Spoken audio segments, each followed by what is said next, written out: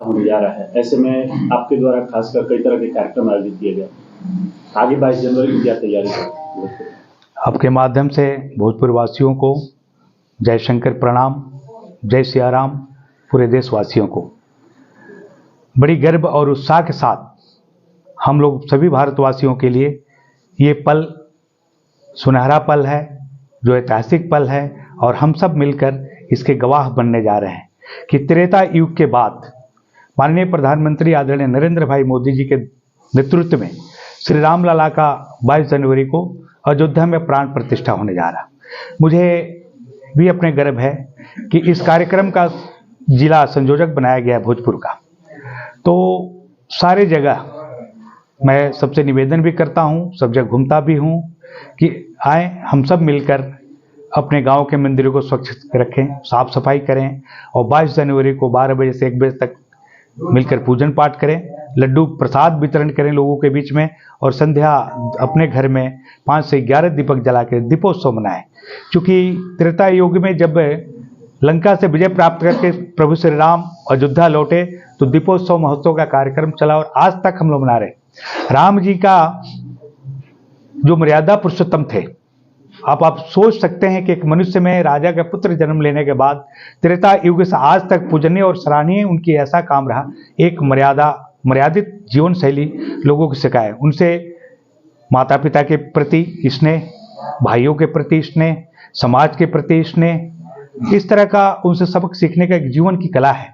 वैसे प्रभु श्री राम का 22 जनवरी को प्राण प्रतिष्ठा हो रहा। हम सब भारतीय जनता पार्टी के कार्यकर्ता ही नहीं, हम लोग तो भारतीय जनता पार्टी ज्वाइनिंग ही किए थे इस उद्देश्य से कि अयोध्या में श्री राम लला का मंदिर बने और 370-35 से हटे जो भारतीय जनता पार्टी के कार्यकाल में ये सपना साकार होने जा रही, ये गर्व की बात है। जहाँ जहाँ भारतीय जनता पार्टी शासित राज्य है, जहाँ जहाँ उनके मुख्यमंत्री हैं, वहाँ वहाँ उत्साह का माहौल है। जहाँ जहाँ बीजेपी की सत्ता नहीं है वहाँ से राजनीतिक उत्साह ही निकल रहा है। जबकि बिहार जो है भगवान राम के लिए एक अहम जगह है, चाहे माता सीता हो, चाहे बक्सर हो, चाहे भोजपुर हो, सभी यहाँ अहम भूमिका, लेकिन यहाँ बिहार वो चीज देखने को नहीं मिल रहा है।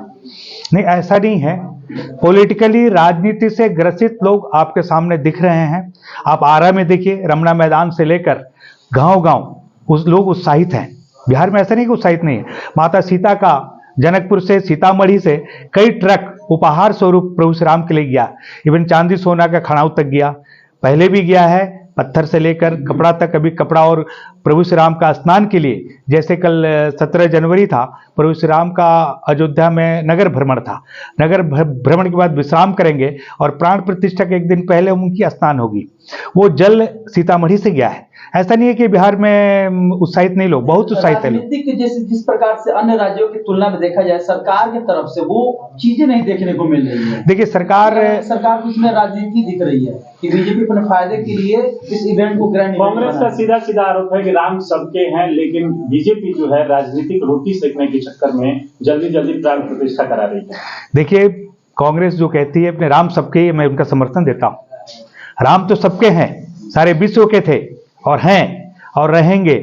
अब इसमें राजनीतिक की रोटी सेकने के लिए बीजेपी कभी कदम नहीं रही। बीजेपी का उत्पत्ति और हुआ ही है रामलला के मंदिर निर्माण करने के लिए, 370 हटाने के लिए, राष्ट्र के हित के लिए, भारत मां को परम वैभव तक पहुंचाने के लिए भारतीय जनता पार्टी का स्थापना हुआ था, जिसके पहले जनसंघ था।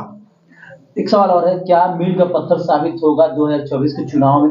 जिस प्रकार से भारतीय जनता पार्टी, प्रधानमंत्री मोदी ने कहा था कि रामलला की मंदिर बनेगा अयोध्या में, तो बनेगा, तो क्या लगता है कि मील का पत्थर ये साबित होगा? बिल्कुल बिल्कुल, ये हम सब तो गर्व के साथ कहते हैं कि जिसके चलते हम लोगों ने भारतीय जनता पार्टी की सदस्यता ग्रहण की, वो सपना साकार हो रहा। भारतवर्ष के सभी नागरिकों का 500 वर्ष से विगत इंतजार में अयोध्या के कई गांव ऐसा मिलेंगे जहां पर लोगों ने जूता चप्पल त्याग दिया था 500 वर्षों से।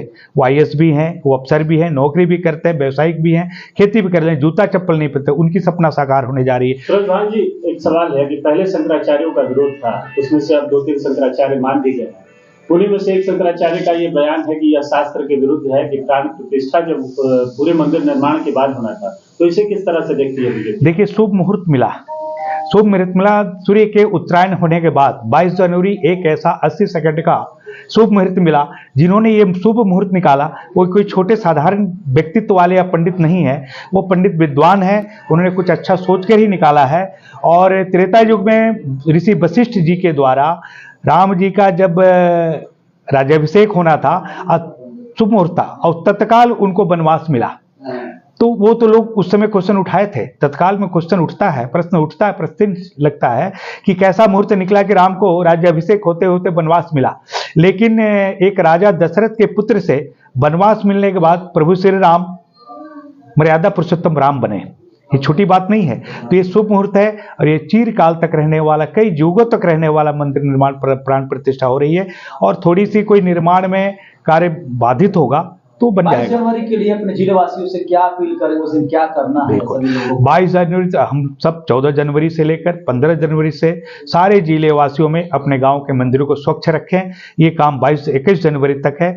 22 जनवरी में करबद्ध सभी जिला वासियों से प्रार्थना है, प्रभु श्री राम का नाम लेकर हम सब आए, मिलकर अपने गांव के सभी मंदिरों को स्वच्छ करें, साज सज्जा करें और 12 बजे से 1 बजे तक पूजन अर्चना करके गांव में प्रसाद वितरण करें, रात्रि संध्या बेला आरती करें और अपने घरों में 5 से 11 दीपक जला के कम से कम दीपोत्सव मनाएं। ये मेरी कामना है सबसे। जय श्री राम।